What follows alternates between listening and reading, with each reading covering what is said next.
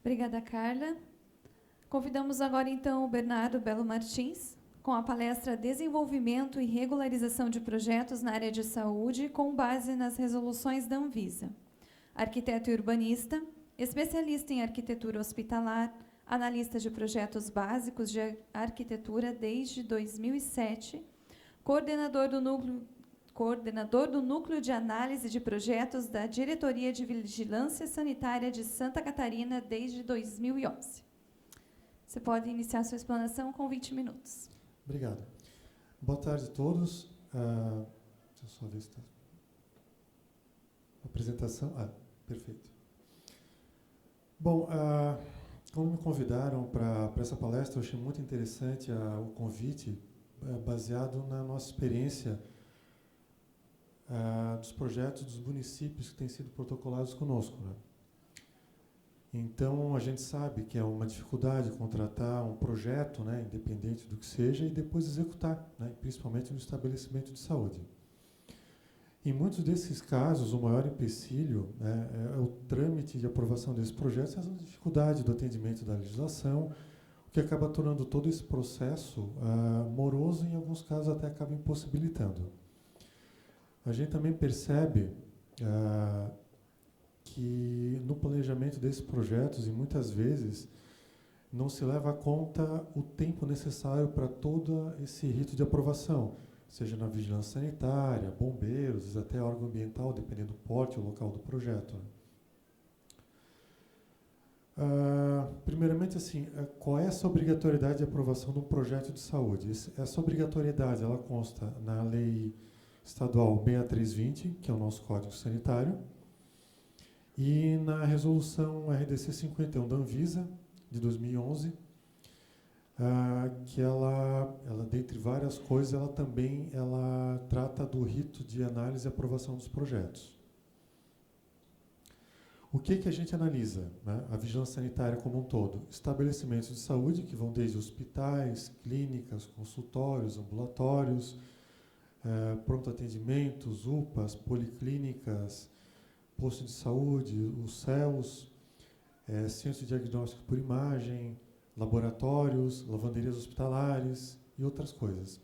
E também um tipo de estabelecimento de interesse da saúde, que são as instituições de longa permanência de idosos, que são os asilos, né, a grosso modo. O que não é analisado? Isso é uma coisa que a gente se depara muito. Farmácias, independente do tipo, né, farmácia comercial, comunidades terapêuticas, os CAPs, apesar de ter alguns com uma estrutura muito grande, muito detalhada, mas ele não é objeto de análise, as academias da saúde, indústrias, cemitérios, restaurantes, supermercados, armazéns, ginásios de esportes, hotéis, pet shops, hospitais veterinários, entre outros.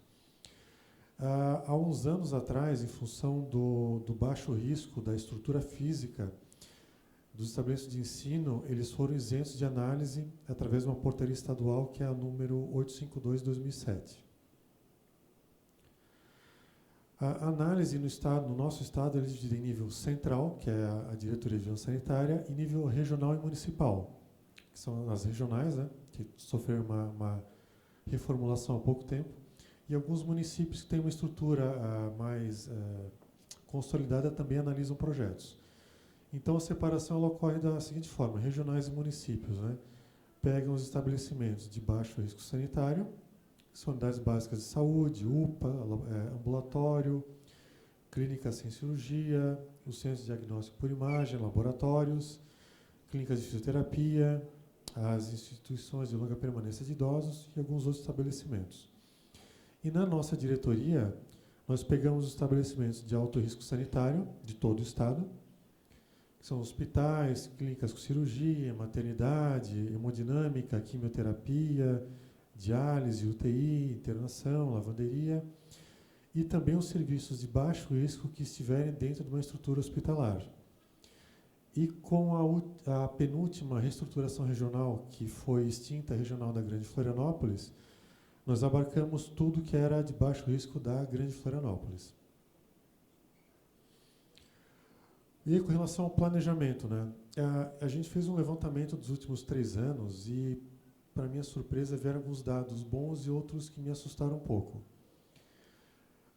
De todos os projetos que foram protocolados conosco, foi levantado que só 41% deles são analisados mais de uma vez.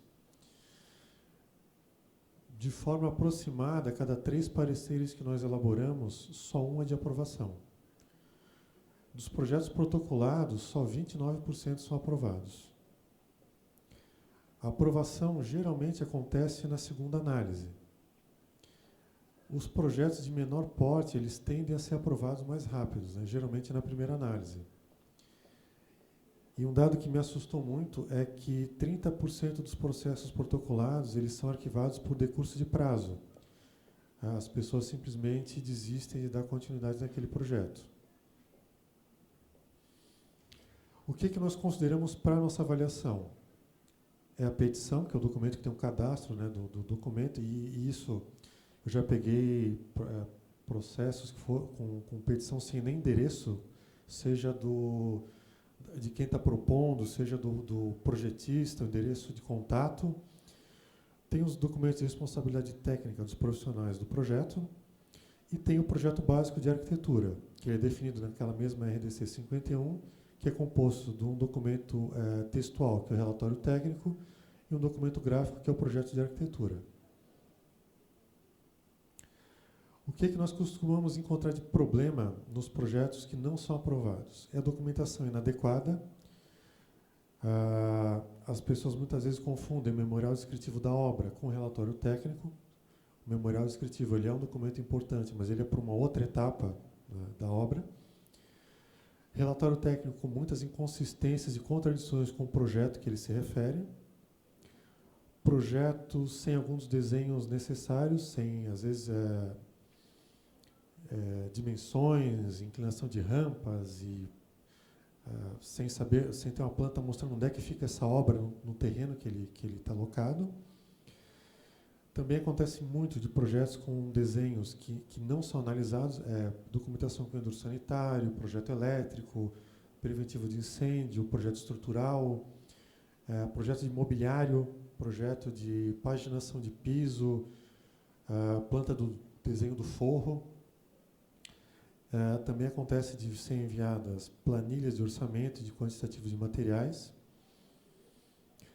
Acontece com alguma frequência projetos que são enviados feitos com legislações que já são obsoletas, que foram revogadas, e projetos que são elaborados sem contemplar as legislações complementares da Anvisa, que nós temos uma legislação principal, que é 2002, e são 17 anos até hoje, né? E, obviamente, ela, em alguns aspectos, se tornou obsoleta. E, para isso, a Anvisa, ao invés de atualizar, ela foi criando anexos, né? Outras legislações, para tratar de alguns assuntos.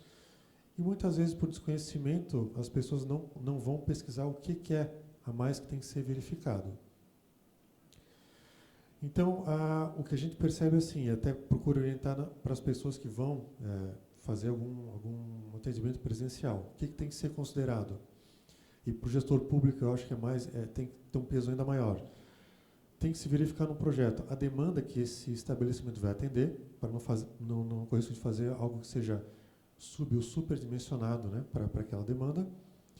Tem que se verificar o programa mínimo de ambientes que esse estabelecimento demanda. Numa reforma, que talvez metade do que a gente pega é reforma, verificar se essa edificação ela tem capacidade de atender esses ambientes mínimos que são necessários. No caso de uma obra nova, verificar se esse terreno comporta edificação, seja pelo tamanho ou até pela topografia do terreno, pelos desníveis, né? E para edificações que sejam ampliadas, pensar em dispor esses ambientes de forma que ela permita ser ampliada. A gente já pegou casos de hospitais municipal que pensaram em fazer ali de uma forma que fosse ampliado, mas quando foi fazer ampliação tinha que remanejar todo um setor existente porque não tinha como fazer essa conexão. E é importante também ter consciência dos prazos para análise e para aprovação do projeto de cada órgão. Como eu falei, dependendo do estabelecimento, tem algumas legislações complementares que têm que ser seguidas. Da Anvisa, principalmente, tem legislação sobre processamento de roupas hospitalares, endoscopia, UTI, diálise, esterilização de materiais, que aí pode pegar tanto a parte hospitalar quanto a parte de uma UPA, de uma unidade básica, a parte de obstetrícia, banco de leite humano e resíduos, que ela teve uma atualização ano passado. E da BNT, a parte de acessibilidade, até quando eu cheguei aqui estava o promotor Douglas falando sobre isso, né? E a parte de tratamento de ar, que ela pode demandar um sistema mais complexo do que só um ar-condicionado, né? Dependendo do tipo do serviço. O que a gente sempre orienta é que o projeto, e isso até consta no nosso parecer, independente de aprovado ou não, né? Que ele a pessoa tem que se atentar aos outros órgãos, né? Então a gente orienta sempre que tenha essa compatibilização, principalmente com as normas do nosso Corpo de Bombeiros, e em especial com questão das rotas de fuga, dimensionamento de escadas, elevadores, largura de circulação, porque se a pessoa se basear só na RDC 50, que é a legislação base para um projeto de saúde, tem uma chance muito grande, principalmente em edificações de mais de um pavimento, que vai haver algum problema na hora de tramitar isso no bombeiro. As questões de acessibilidade, né? Principalmente largura de portas, dimensionamento de sanitários, inclinação de rampas. As questões de código de obras, que a gente não chega nem a ver, mas, né, tem municípios que têm algumas especificidades que têm que ser ponderadas. E as próprias portarias do Ministério, que apesar de a gente não utilizar na análise, muitas delas têm algum condicionante de estrutura física para a futura habilitação desse serviço. O que dá para se fazer para um projeto ser aprovado de forma mais rápida? A primeira dela é se utilizar de profissionais que sejam familiarizados com a legislação, que tenham experiência. Nos últimos 2, 3 anos, a gente teve a experiência de algumas associações de municípios, que eu não sei se foi coincidência ou não, mas foi recorrente o mesmo profissional fazer vários projetos de saúde, e isso a gente conseguiu ver que trouxe um ganho de agilidade para esse projeto. Eu sei de pelo menos 3 associações que têm os mesmos profissionais, têm feito projetos, o resultado tem sido muito bom. A resolutividade tem sido muito boa. O projeto tem sido aprovado na primeira, no máximo na segunda análise. A principal também é tentar não iniciar a obra antes da aprovação, até porque o fato de ter alguma coisa construída não vai justificar uma possível inadequação encontrada na análise. Além do que, para o gestor, o fato de iniciar uma obra com problemas é um custo que tem que ser você gasta uma vez para fazer errado e depois gasta de novo para corrigir o erro. Nas edificações a serem reformadas, tem que se atentar com questões relacionadas às circulações, acessibilidade, que são aí um dos principais problemas que a gente verifica, e pensar também quem for contratar um projeto, seja contratado da Associação de Municípios ou mesmo de um técnico próprio do município, é orientar que se setorize os acessos e os ambientes de forma que otimize o fluxo dos pacientes e da própria equipe de trabalho. Também, uma coisa que nós estamos sempre abertos se o projeto, né, a pessoa tem alguma dúvida quanto àquele estudo, pode sanar qualquer dúvida conosco numa reunião presencial, por telefone ou mesmo por e-mail, se atentar a enviar a documentação correta, elaborar o relatório técnico do projeto, né, são os documentos principais que a gente utiliza, elaborar de forma clara e objetiva. No caso de uma análise contrária à aprovação, ele vai ao encontro do que a colega falou, ler com atenção. Que muitas vezes o problema ele não é muito complexo, mas ler com atenção que ali muitas vezes já tem um caminho de como sanar alguma inconformidade que foi pontuada. E também, se ainda assim restou alguma dúvida, tentar sanar essa dúvida antes de encaminhar a resposta da análise. Na nossa diretoria e nas regionais, na estrutura estadual, os processos novos eles estão sendo só aceitos em formato digital. Algumas regionais por questão de estrutura mesmo de equipamentos, não estão conseguindo ainda, pelo que me falaram, tratar projetos eletrônicos, mas na nossa diretoria tudo que é novo é digital. E isso acaba sendo um ganho, porque quem protocola consegue acessar o sistema estadual de processos e verificar se foi acrescido algum documento, depois consegue fazer o download do parecer, da documentação, pode consultar o que foi protocolado mesmo, né, para saber baseado no que foi emitido aquele parecer. A minha apresentação ela se encerraria por aqui, mas como tem um tempo, eu vou até citar essa questão de planejamento. A surpresa boa que foi ter a Nícia aqui, né, nesse painel. A Nícia foi um caso que pegou uma UPA que foi inaugurada sem projeto, tinha vários problemas, e antes de tomar qualquer atitude, ela resolveu marcar uma reunião para discutir o que podia ser feito, sanar dúvidas do parecer. E o resultado foi positivo, porque, apesar da estrutura ter várias limitações, conseguiu aprovar o projeto e conseguiu colocar para funcionar. Então, tem um caso também de uma prefeitura do interior que pegou um hospital também. Nesse caso, ele ia ser reformado, mas o projeto sofreu 4 análises, ele foi arquivado sem que a equipe que fez o projeto tivesse ao menos uma vez ligado ou mandado e-mail conosco para sanar alguma dúvida. O prefeito tomou conhecimento disso, deu um puxão de orelha, né? E a coisa começou a andar. O projeto estava até tomando rumos assim muito maiores do que o município precisava. Então, esse projeto conseguiu depois ser aprovado, já um pouco mais enxuto, mais de acordo com a demanda real do município. Então, eu acho que assim a gente não pode ter vergonha em nenhuma área. E se tem alguma dúvida, entrar em contato, perguntar, pesquisar, porque isso vai acabar nos agregando uma agilidade na resposta que, se a gente ficar só fazendo uma coisa meio automática, a coisa vai andar. E também uma situação que nos municípios acontece com alguma frequência, é a questão dos prazos, né, por causa do órgão financiador. Em muitas situações, a gente conseguiu até aceitar uma prioridade nesses projetos, desde que seja comprovado que realmente o município tem um prazo para responder.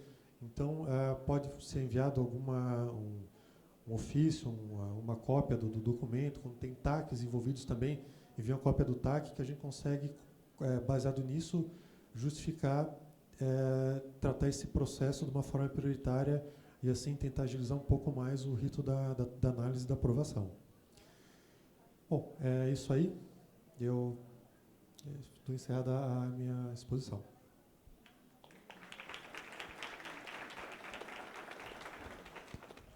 Nós temos aqui alguns questionamentos, acho que vamos começar com você, Bernardo. Tem uma pergunta aqui para ti.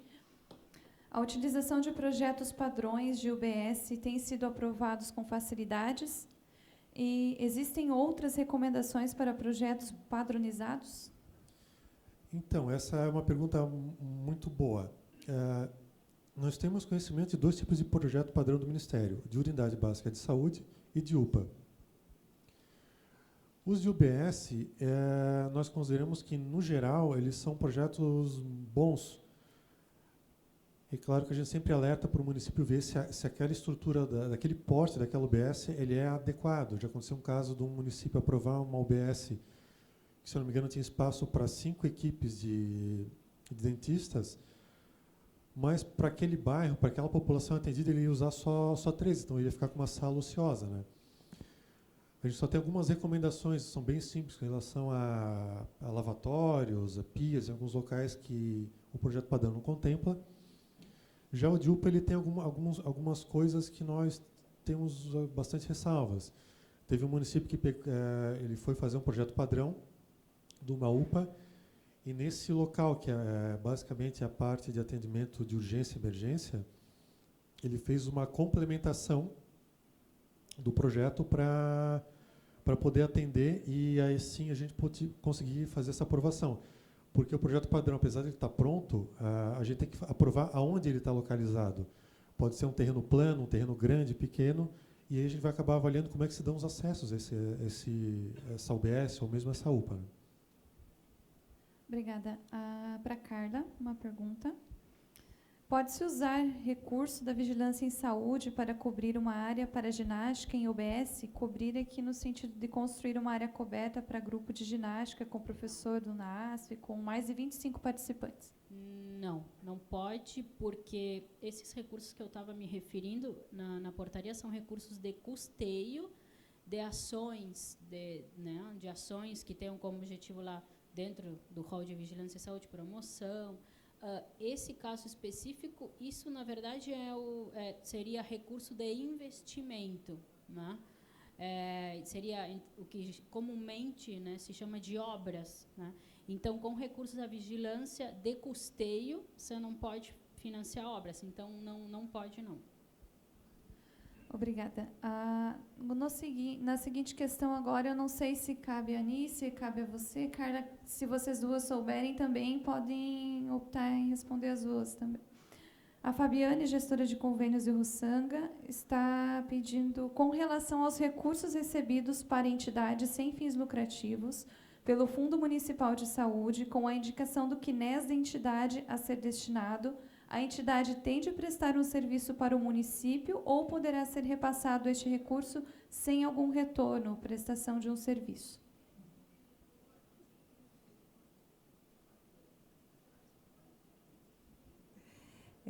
Naquilo que a gente falou antes, todo recurso ele tem que ter um porquê. E ninguém dá dinheiro por dar. Se o dinheiro veio para aquela instituição tem o dever de provar, publicizar o que ela fez com recurso público. É recurso público e tudo que for público tem que prestar conta. Eu acho que foram estes, né, os questionamentos. Não temos mais nenhuma pergunta aqui. Então, eu só queria colocar, né, a área da saúde, hoje ela é tida como uma das prioridades na gestão pública. Os recursos, eles são importantes, desde os impositivos até as transferências que nós temos. Eu acho que a luta, né, diária é a defasagem para que ela seja cobrida, e os gestores da saúde não medem esforços para que isso seja melhorado. Então, agora, no momento, eu gostaria de entregar os certificados. A gente finaliza o nosso painel com as colocações dos certificados para vocês, das participações que vocês nos colocaram nessa tarde.